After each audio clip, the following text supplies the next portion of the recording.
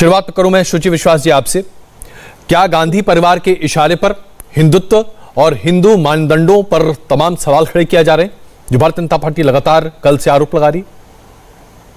पहले तो मैं यह स्पष्ट कर दूं कि हिंदू एक दर्शन है जिसका आधार सहिष्णुता है, और सनातन की जो 65,000 साल की संस्कृति है जिसका प्रारंभ वैदिक युग से है, उसके कालखंड की जो गणना है उसमें भारतीय जनता पार्टी का जो अस्तित्व है वह तुच्छ कण के समान है।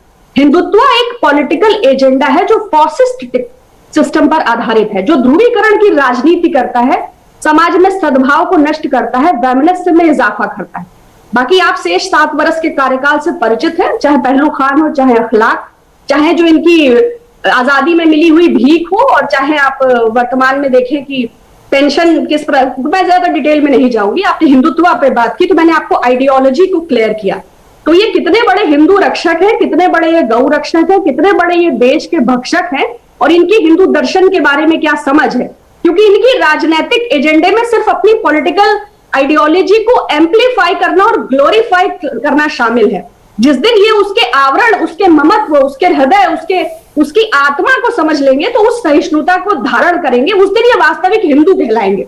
तो हिंदुत्व और हिंदू दर्शन के भेद को मैंने स्पष्ट किया। दूसरी बात जो आपने कहा, किसी व्यक्ति विशेष के बयान का समर्थन या क्रिटिसिज्म, ये दोनों मेरा अधिकार नहीं है। कांग्रेस के पास भारतीयता का नैरेटिव है, जिस आधार पर हमने स्वाधीनता संग्राम को लड़ा और 70 वर्षों से एक इंक्लूसिव अप्रोच को देश की संभाल कर रखा।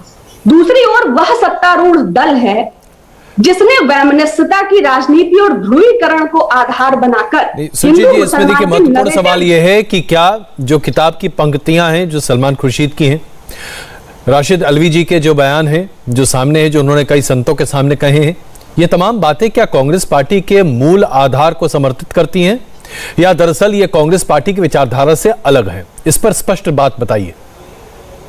देखिए, किसी भी व्यक्ति विशेष के विचार का कांग्रेस पार्टी किसी प्रकार का समर्थन नहीं करती, और मैंने बहुत स्पष्ट कहा कि कांग्रेस के पास भारतीयता का नैरेटिव है, जिस आधार पर उसने आज तक इतनी योजनाएं लाई, चाहे वो छुआछूत को लेकर हो, चाहे दलितों, पिछड़ों, अल्पसंख्यकों या वंचितों या शोषितों के हितों को लेकर हो।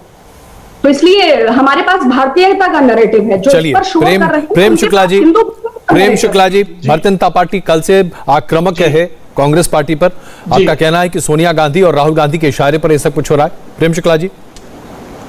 निश्चित तौर पर देखिए, अगर श्रीमती सोनिया गांधी और श्री राहुल गांधी के इशारे पर, आप श्री राहुल गांधी के विरुद्ध एक स्टेटमेंट कोई देख लेना, इसमें से सिर्फ जो है लोकतांत्रिक ढंग से चुनाव करने की बात की गई, तो कपिल सिब्बल के घर पर टमाटरों से हमला कर दिया गया कि नहीं हमला कर दिया गया।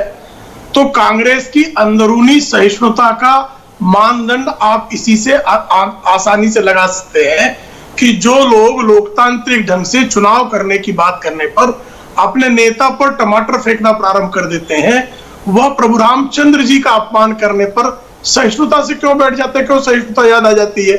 और स्वयं राहुल गांधी कहते हैं मंदिर वही जाते हैं जो लड़कियां छेड़ते हैं, इनके कार्यकाल में राम काल्पनिक बता दिए जाते हैं, इनके कार्यकाल में केरल में इनका नेता जो है वो गाय काटता है, संजय निरुपम बीफ फेस्टिवल लगवाते हैं, गौ हत्या के विरोध में अगर कानून बन जाए तो बीफ फेस्टिवल लगना शुरू हो जाता है। ये सब किस बात के संकेत है? दूसरा जो प्रश्न बार बार हिंदू और हिंदुत्व पर है, जस्टिस जे.एस. वर्मा ने 11 दिसंबर 1995 को सुप्रीम कोर्ट में मनोहर जोशी बनाम नितिन भाऊराव पाटिल मामले में हिंदुत्व की व्याख्या करते हुए कहा कि हिंदुत्व भारतीय जीवन शैली है।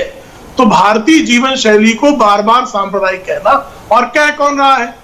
जिसका इस देश में 10,000 सिखों का नरसंहार राजनीतिक कारणों से करने का जिस पर आरोप है, और नरसंहार करने वाले किसी भी नरपशु के विरुद्ध कार्रवाई करने से सतत संकोच का जिसका इतिहास रहा, नरसंहार करने वालों को मंत्री बनाने का जिसका इतिहास रहा। इंडिया टीवी हर वक्त हर जगह डाउनलोड करने के लिए सर्च करें India TV news Google play store या ऐप स्टोर पर।